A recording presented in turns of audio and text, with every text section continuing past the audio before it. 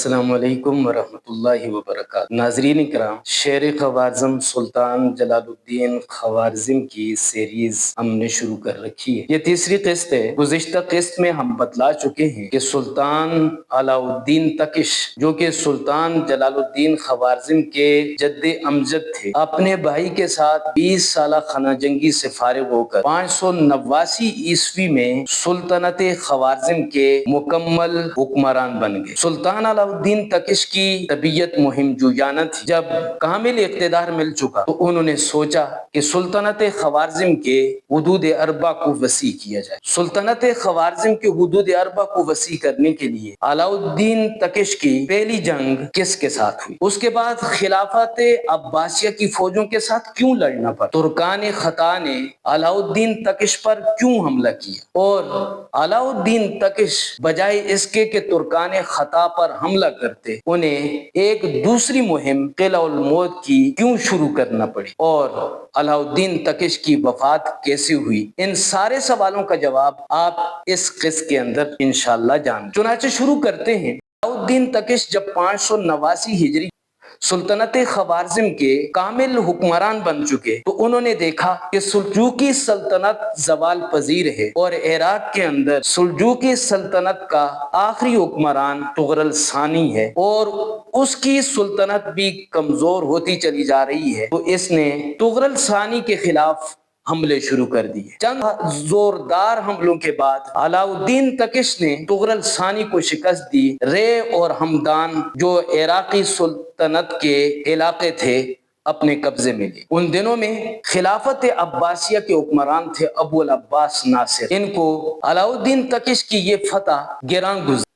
تو پہلے یہ سمجھ لیجئے کہ خلافت عباسیہ خود کن حالات کا شکار تھی۔ اس زمانے میں خلافت عباسیہ زوال پذیر تھی اور خلیفہ ابو العباس ناصر خلافت عباسیہ کے آخری خلیفہ بنے تھے۔ 575 ہجری کے اندر 22 سالہ خلیفہ نے جب زمام خلافت سنبھالی تو اس نے دیکھا کہ خلافت تو زوال پذیر ہو رہی ہے اور ساتھ ہی وقار بھی تباہ ہو چکا ہے۔ چنانچہ اس نے سب سے پہلے یہ سوچا کہ بغداد کے وقار کو بحال کیا جائے اور اس سلسلے میں یہ کافی حد تک کامیاب بھی رہا۔ اس نے ایک انٹیلیجنس سسٹم بنایا اور اتنا بہترین سسٹم بنایا کہ اس کے جاسوس دہلی کے دربار میں ہونے والی گفتگو بھی اس تک پہنچا دیتے تھے اور جو قافلے خلافت عباسیہ کی طرف نکلتے تھے ان تجارتی قافلوں کے اوپر راستے میں کون کون سے حالات آئے تھے، اس کا انٹیلیجنس سسٹم ایسا مضبوط تھا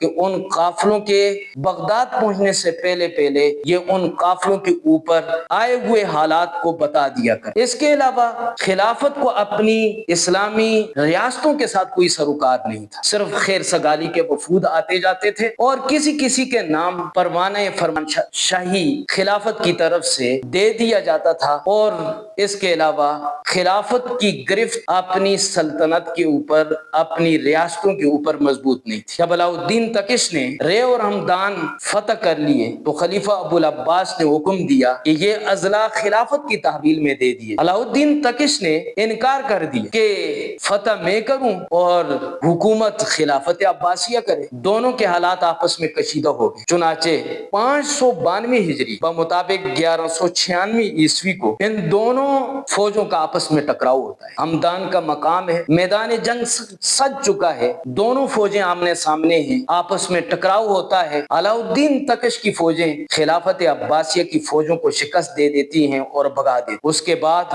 پھر کبھی خلافت عباسیہ کو یہ ہمت نہیں ہوئی کہ وہ علاء الدین تکش کے ساتھ مقابلہ کرے۔ خلافت عباسیہ کے ساتھ جنگ کرنے کے بعد علاء الدین تکش نے سوچا کہ مشرق کی سائڈ ترکان خطا کی جو حکومت ہے اس پر حملہ کر کے اس کے علاقوں کو بھی سلطنت خوارزم کے اندر شامل کر لیا۔ یہ کام تھا بڑا مشکل کیونکہ ترکان خطا تھے تو ترک لیکن سخت جنگجو، دلیر اور اجڑ قسم کے لوگ، یہ قدیم زمانہ سے یہاں پر آباد تھے۔ جب انہوں نے دیکھا کہ سلجوقی اور عباسی خلافت زوال پذیر ہو رہی ہیں تو ترکان خطا نے مسلمانوں کے قدیم شہروں پر حملہ کیا۔ چنانچہ 536 ہجری हिजरी बमुताबिक 1141 ईस्वी में उन्होंने बुखारा और समरकंद पर हमला करके मुसलमानों के इन शहरों को अपने कब्जे में लिया। यहाँ मुसलमानों की अक्सरियत थी। तुर्कान खता ने जब कब्जा कर लिया तो अब यहाँ मुसलमान मजलूमी और बेबसी की जिंदगी गुजारने लगे। अगरचे तुर्कान खता ने मुसलमानों की अक्सरियती इलाकों के ऊपर मुसलमानों को गवर्नर बना रखा था, लेकिन वो गवर्नर तुर्कान खता के सामने खटपुतली से ज्यादा कोई हैसियत नहीं रखती। ये ऐसे सख्त लोग थे कि सुल्तान संजर जैसा जंगजू भी इनको ज़ैद नहीं कर सका था। अब अलाउद्दीन तकिश ने अपने आज़म और हौसले के साथ इस सल्तनत से टकराने का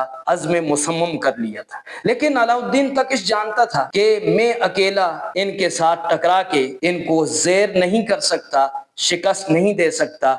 मुझे जरूरत है कि मैं मशरक में मौजूद सुल्तनत गौरी के हुक्मरानों के साथ मुसालहत कर लूं, इत्तेहाद कर। चुनाचे गियासुद्दीन जो गौरी सुल्तनत का हुक्मरान था, उसके साथ अलाउद्दीन तकिश ने इत्तेहाद कर लिया। अब गियासुद्दीन गौरी ने अलाउद्दीन तकिश को मशवरा दिया कि तुर्कान खता से टकराने तो जा रहे हो, लेकिन आपके लिए जरूरी है कि आप खिलाफत अब्बासिया के साथ भी अपने ताल्लुकात को बेहतरीन कर। उनकी बात को मानकर अलाउद्दीन तकिश ने खिलाफत अब्बासिया के साथ राब्ता किया, ताल्लुकात इस्तेवार किए, उनकी तरफ से भी बेगम हुए और तुर्कान खता पर हमले की तैयारी शुरू। उधर जब तुर्कान खता को पता चला कि अलाउद्दीन तकिश तो हमारे ऊपर हमला आवर होने के लिए तैयारी कर रहा है, तो उन्होंने फैसला किया कि बजाय इसके कि अलाउद्दीन तकिश हम पर हमला करे, हम ही अलाउद्दीन तकिश पर हमला कर देते हैं। चुनाचे तुर्कान खता ने अपने लश्कर के साथ सुल्तनत खवारजिम के दारुल खिलाफा और गंज पर सख्त तरीन हमला कर शदीद लड़ाई हुई। अलाउद्दीन तकिश और उसकी फौजें भी तैयार थी। शदीद लड़ाई में तुर्कान खता के बहुत सारे जंगजू मारे गए और जो बचे थे वो भाग गए। अभी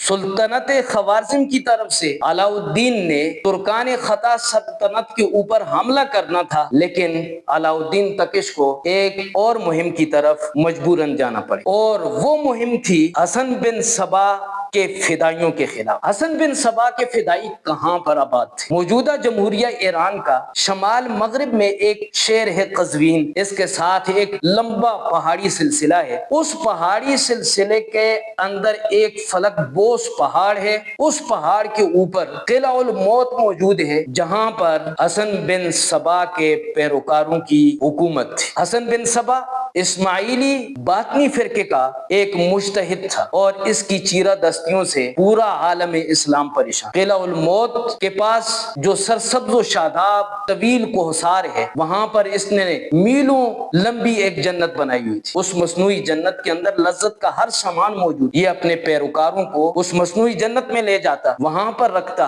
खंजर चलाना सिखाता और इनकी ज़हनी तरबियत कर। जब तरबियत मुकम्मल हो जाती, ट्रेनिंग कंप्लीट हो जाती, तो उसके बाद ये अपने इन फिदाइयों को जासूस बनाकर दुनिया की मुख्तलिफ मुस्लिम रियासतों में भेज दे, और वो जासूस हसन बिन सबा के इशारे के मुंतजिर होते। जो ही इशारा मिलता, उमरा को, सलातीन को, जर्नेलों को वो अपने खंजरों के वार से शहीद कर दे। चुनाचे निजामुल मलिक तूसी और गियासुद्दीन गौरी सुल्तनत का हुक्मरान इन्हीं के खंजरों के वार से शहीद हुए। सुल्तान सलाहुद्दीन अय्यूबी, सुल्तान संजर और इमाम फखरुद्दीन राजी रहमतुल्लाह अलैह भी हसन बिन सबा के फिदाइयों के खंजरों की जद में रहे, लेकिन इनके खंजरों से उनकी शहादतें नहीं हुई, बच गए। अब पूरी दुनिया के मुस्लिम हुक्मरानों के ऊपर हेबत तारी थी इन हसन बिन सबा के पैरोकारों की और फिदाइयों की, तो इसलिए अलाउद्दीन तकिश ने हसन बिन सबा के पैरोकारों की सरकोबी के लिए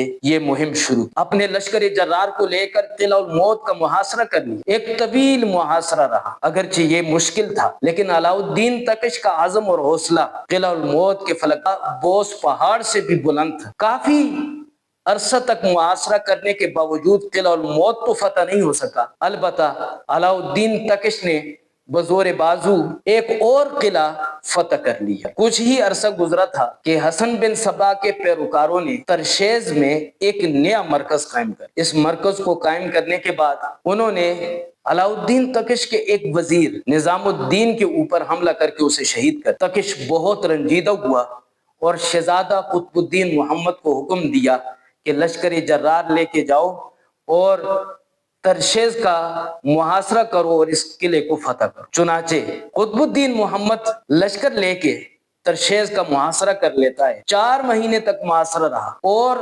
سخت جنگیں آپس میں لڑی جاتی رہیں، لیکن 4 مہینے کے محاصرے اور ان سخت جنگوں کے باوجود بھی قطب الدین محمد کی فوج ترشیز کی فصیل کو سر نہ کر سکی۔ ان دنوں کے اندر علاء الدین تکش بیمار تھے اور بستر پر تھے۔ انہیں جب پتہ چلا کہ ابھی تک ترشیز فتح نہ ہوا تو انہوں نے یہ تہیہ کیا کہ میں خود ہی اس مہم کو کامیاب بنانے کے لیے نکلتا ہوں۔ ڈاکٹروں نے منع کیا، لیکن عزم و حوصلے کا یہ پہاڑ ڈاکٹروں کے منع کرنے کے باوجود بھی ترشیز کی مہم کے لیے بیماری کی حالت میں روانہ ہو جاتا، لیکن ترشیز پہنچنے سے پہلے بیماری بڑھ جاتی ہے اور 596 ہجری بمطابق 1200 عیسوی میں علاء الدین تکش دنیا سے رخصت ہو جاتا۔ 26 سالہ ان کا دور اقتدار ہے۔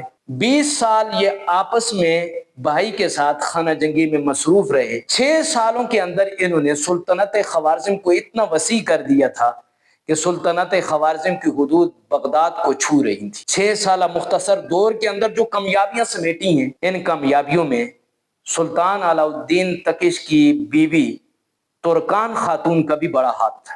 ترکان خاتون ترک قبیلے قبچاک کے سردار کی بیٹی تھی۔ علاء الدین نے جب ان کے ساتھ نکاح کیا تو بہت سارے ترک علاء الدین کے لشکر میں شامل ہو گئے اور علاء الدین کو ان کی وجہ سے بہت مضبوط اور بہترین افرادی قوت میسر ہو گئی، اور پھر اس قوت کو علاء الدین تکش نے بڑے بہترین طریقے سے استعمال کر کے بڑی فتوحات حاصل اور اپنی سلطنت کے حدود اربع کو وسیع کیا۔ ترکان خاتون علاء الدین تکش کے سیاسی اور جنگی امور میں دخیل رہا کرتی تھی اور علاء الدین تکش کو بھی ان کی بات ماننی پڑا کرتی تھی۔ رحمدل بادشاہ تھے، دیندار تھے، فقہ حنفی کے پیرو تھے۔